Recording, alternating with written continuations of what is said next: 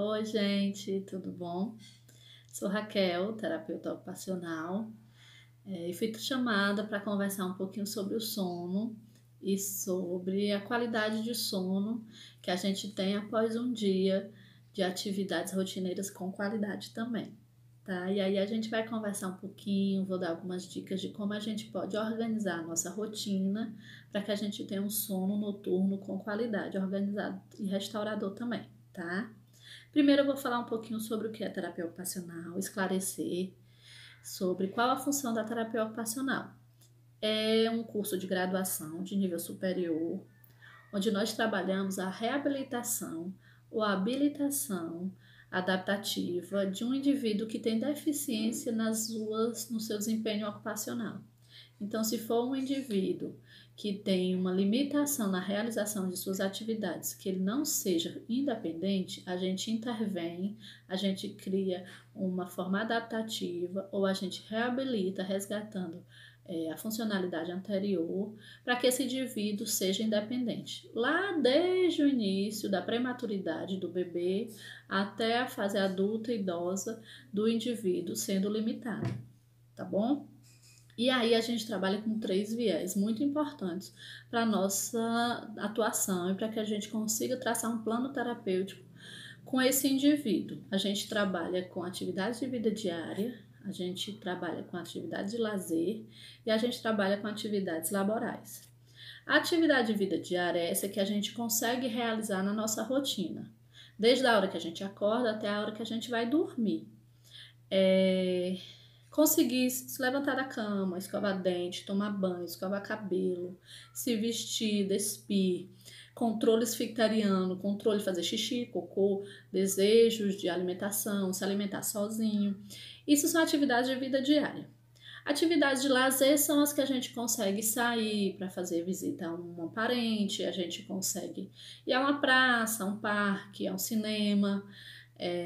Desde a capacidade mental de se expor ao ambiente externo, ao ambiente de não tanto controle como a gente tem em casa, de relações com outras pessoas, de situações frustrantes, porque sai do meu controle, então não são tão prazerosas para mim, ou que são tão prazerosas que eu consiga iniciar, ter um meio e um fim para que eu retorne para o meu ambiente doméstico, até as limitações de física, se é cadeirante, se é andador, se precisa de um carro adaptativo, se precisa de auxílio de terceiros, se precisa de um caminho adaptativo físico para que chegue ao seu destino.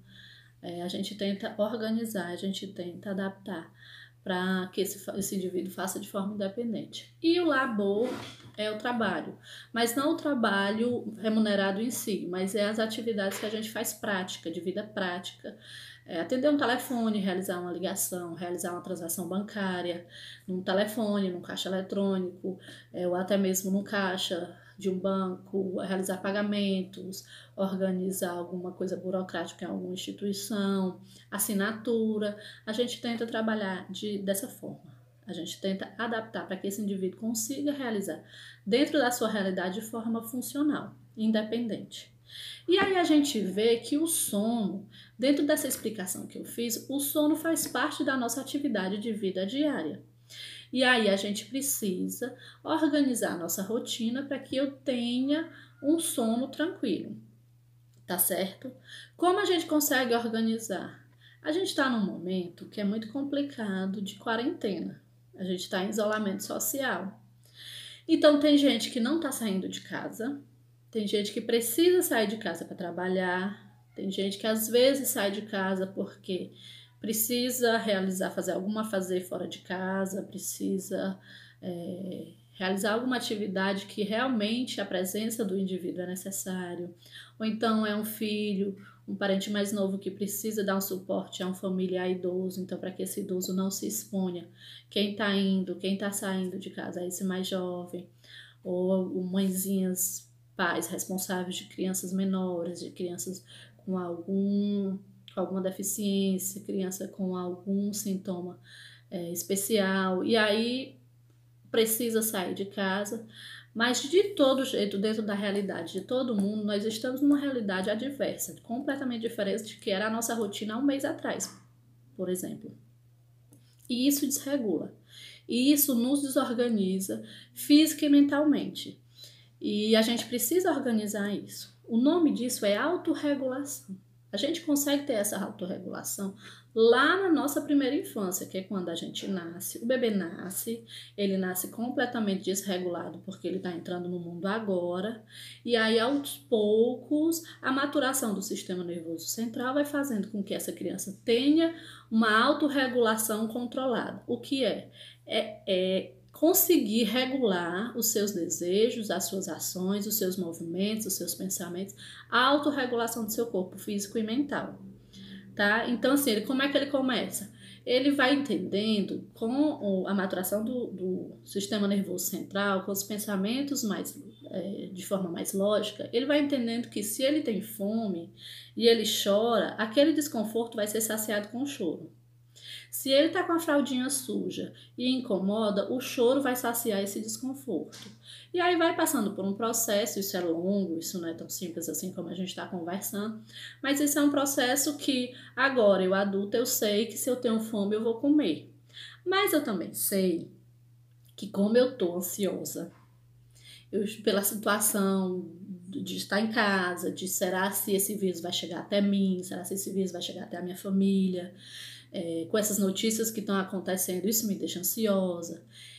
Eu estou me expondo muito a informações que não são tão positivas e aí está me deixando angustiada. Eu estou ociosa, eu não estou fazendo tanta coisa, eu não estou tão ativa como eu era antes, eu não estou trabalhando, eu não estou chegando em casa morta de cansada, eu não estou sem tempo de fazer muita coisa porque 24 horas era pouco tempo e agora a gente deixou de fazer muita coisa. E aí o meu cérebro me diz que eu estou com fome. Mas eu sei que eu não tô. Porque eu comi há menos de 3 horas atrás. Isso é uma alteração, isso é uma desregulação, uma autodesregulação. E a gente está passando por esse processo. Outra coisa que nos desregula, que a gente precisa perceber também, é a desorganização do ambiente. Eu não tinha tempo de arrumar minhas coisas, eu não tinha tempo de arrumar meu guarda-roupa, que há tempos eu tinha que arrumar, eu não tinha tempo de organizar os livros, que tem uma pilha de livros para ler e eu vou ler um dia, e agora tá tudo assim.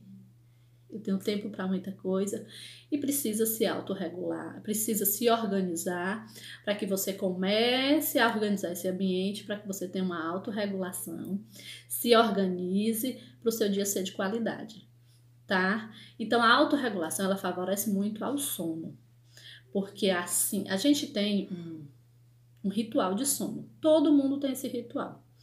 Pouquíssimas pessoas caem e dormem. Então, assim, vai chegando a noite, você vai ficando cansada, o seu cérebro já vai saindo do estado de alerta. O que é o estado de alerta? É esse que eu tô.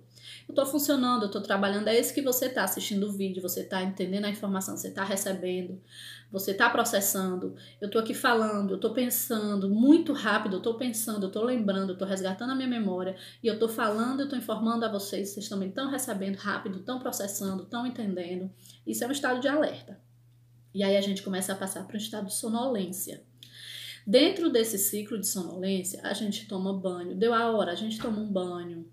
A gente organiza a nossa vestimenta. Tem gente que gosta de roupa mais acolchadinha. Tem gente que gosta de roupa mais frouxinha para dormir. Depende do tecido que você se sente mais confortável. Você organiza, mais uma vez, você organiza o seu ambiente. Então, você limpa a cama. Você coloca seu lençol no lugar correto. Tem gente que organiza a luminosidade, tem gente que gosta de um ponto de luz maior, então coloca um abajur, coloca uma luz mais pontual dentro do quarto, então gosta só de um ponto de luz na casa, então é tudo escuro. O ambiente, tem gente que consegue dormir com a televisão ligada na sala, tem gente que consegue dormir com a festa do vizinho, mas tem gente que consegue dormir com o mínimo de barulho, precisa fechar a porta do quarto, precisa ter o mínimo de barulho possível. Isso a gente tem um ritual de sono. E isso o nosso cérebro vai se autorregulando, vai se organizando e entendendo a mensagem que está na hora de parar. sai do estado de alerta, entra em sonolência e aí a gente consegue dormir. O dormir tem um sono leve. O sono leve ele é muito responsável pela nossa memória. Então, o que eu não consegui dormir, eu fico desorganizada no outro dia porque o meu cérebro não está ali processando direitinho, porque eu não consegui fazer uns 2 estágios muito importantes no sono leve e aí depois no sono profundo, que é a memória e o metabolismo de organização e desinfecção e de limpeza cerebral. No sono leve, eu consigo fixar, eu consigo lembrar, fixar de memórias que, por exemplo, qual o recado que eu tinha que dar, qual a atividade que eu tenho que fazer amanhã, daqui a 3, 4 dias eu preciso fazer alguma coisa, eu preciso de pagamento de uma conta que eu sei que eu tenho 30 dias que eu tô lembrando para chegar a data. E nesse sono leve, o meu cérebro processa essas reações de memória. Quando a gente passa por sono profundo, é aí sabe assim, vou dar o exemplo de como se fosse a faxina. Vem os meus neurônios com as suas sinapses, as suas ligações vão fazer a faxina. Isso aqui presta e eu descarto, não presta e eu descarto, isso aqui presta e eu vou guardar. E onde é que eu vou guardar? Qual a gavetinha do meu cérebro que eu vou guardar essas informações principais? E aí eu restabeleço, faz a limpeza, organiza o cérebro, deixa tudo ok para no outro dia receber estímulos novamente, receber informações novamente e eu ser funcional e ativa novamente. Então a gente fica nesse ciclo. Isso eu tô falando de uma forma mais grosseira, para a gente entender como é que funciona de uma forma geralzão assim o nosso processo de sono. E aí eu preciso sempre passar por esse ciclo. Às vezes eu tenho sonho, às vezes eu acordo e volto a dormir, e aí a gente fica nesse ciclo, que é necessário para que a gente tenha a gente precisa fazer uma limpeza, porque já imaginou todas as informações que são recebidas por nosso cérebro, através da visão, da audição, do olfato, do paladar e do tato. Todas essas informações fossem recebidas e fixadas, a gente não ia conseguir viver tantos anos bem. Então a gente precisa desse processo. Deus é tão maravilhoso que fez o processo completinho. Eu entro em alerta, eu faço a limpeza e eu sou funcional no outro dia de novo, eu faço a limpeza e sou funcional no outro dia de novo. Tá, e aí quando eu não consigo? Por quê? Primeiro porque existe algum momento de estresse, existe ansiedade, existe angústia. Falando especificamente desse momento que a gente tá numa situação angustiante. Todo mundo, no mundo, literalmente todo o mundo, está num processo angustiante. Ah, mas eu tô bem, eu tô tranquilo, eu tô em casa, tô sem trabalhar, tô descansando. Mas é uma situação atípica. Então, ótimo que você está bem. Ótimo, beleza. Mas desorganizou a sua rotina. Ah, eu tô tão angustiada, eu tô ansiosa, eu tô com medo de que essa doença chegue a mim, eu tô tanta informação ruim. Então eu acho que a gente tem que fazer um balanço de como tá sendo o meu dia. Começa por uma coisa que é básica. Isso é nesse momento e em todo momento da vida, uma alimentação. A gente precisa de alimentação saudável. Você gosta de comer comida pesada? Você gosta de comer comida gordurosa? Não precisa ser radical, mas faz uma dieta. A história de que come só uma vez por semana, tira o final de semana, não tem um dia do lixo, né, que às vezes fala, tira o sábado, o domingo para comer lixo, para comer uma panelada, para comer, enfim, comer doce, comer o que você quiser. Mas faz ingestão de salada, de frutas, de suco. O líquido é muito importante. Então, de uma forma geral, nós precisamos de 2 litros ou mais de água. E aí depende de cada pessoa, de cada organismo, da avaliação nutricional para saber realmente a quantidade exata. Mas é no mínimo 2 litros. E aí quando a gente está em casa, a gente às vezes desorganiza. Porque no trabalho eu tenho aquela garrafinha que está sempre ali em cima da mesa, eu sei que eu tenho que tomar uma garrafa de manhã e uma à tarde. Ou então você está na rotina de casa, fazendo muita coisa, lavando, passando, comendo, limpando a casa toda hora e esquece de beber água. Então deixa aquela garrafinha ali perto de você também. Faz a ingestão de líquido tranquilo. Vai ao banheiro para fazer as eliminações. Não adianta beber água e guardar tudo na bexiga.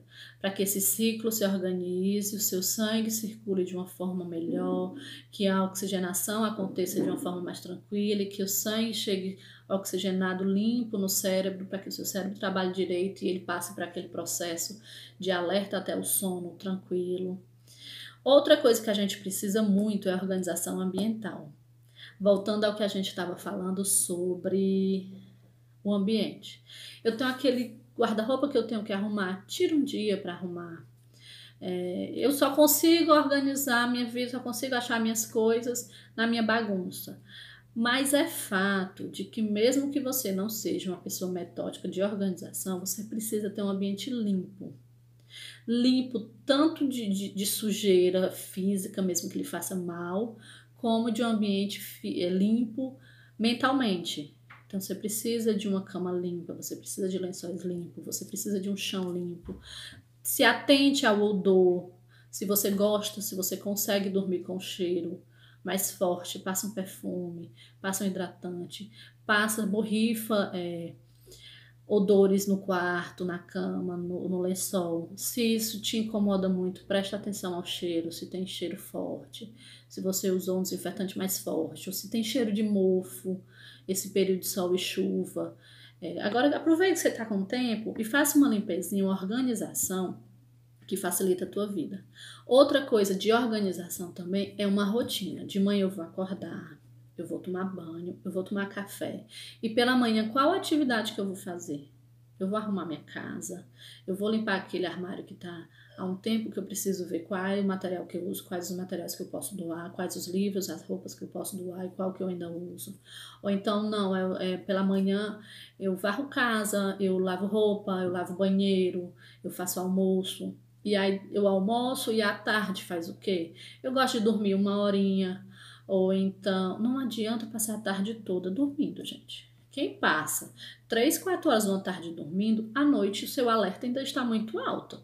Aquele processo que a gente conversou no começo, de que o cérebro vai se condicionando até um momento que ele entra em sonolência, ele vai demorar mais porque você já descansou o seu cérebro à tarde.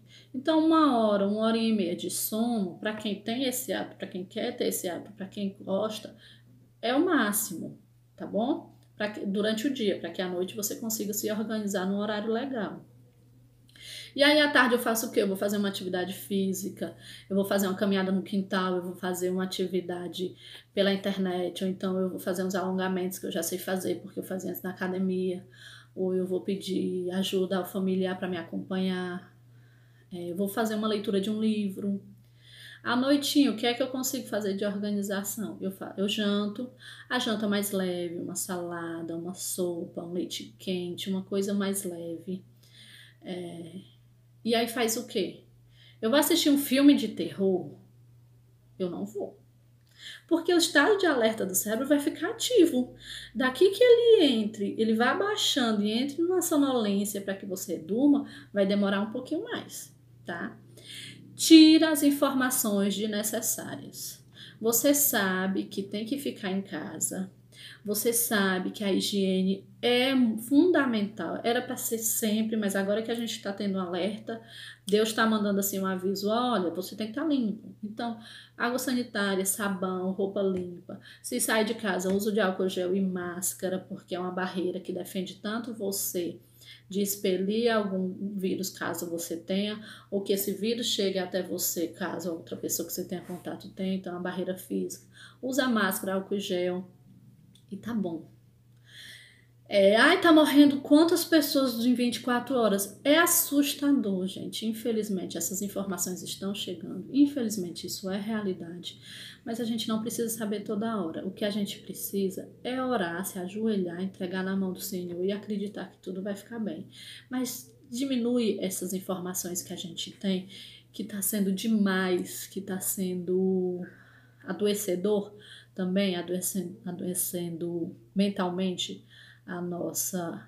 o nosso cérebro. Outra coisa, alimente e permaneça as suas relações interpessoais. Eu não consigo ir na casa da minha vizinha, mas eu consigo uma ligação, eu consigo uma chamada de vídeo, eu consigo mandar uma mensagem. A gente tem grupos hoje em dia de WhatsApp, de outras redes sociais que a gente consegue manter essas relações interpessoais, para que a gente perceba de que o isolamento social está afetando tanto a mim como a outra pessoa também. Para que perceba de que o cansaço de arrumar a casa toda hora é para outra dona de casa que também não está habituada, que passava o dia fora trabalhando e só cuidava da casa no final de semana. Para que a gente perceba que a angústia das informações da doença está com todo mundo, não está só comigo. O medo de que essa doença chegue não é só meu, é de muita gente. Então mantenha essas relações das pessoas que vocês tinham mais próximas e aproveite para ter relações. Restaurar as relações de pessoas que há tempo você não via. Ah, fulano, minha amiga, é uma pessoa tão boa, mas eu estava sem tempo de falar com ela. Faz uma ligação, conversa.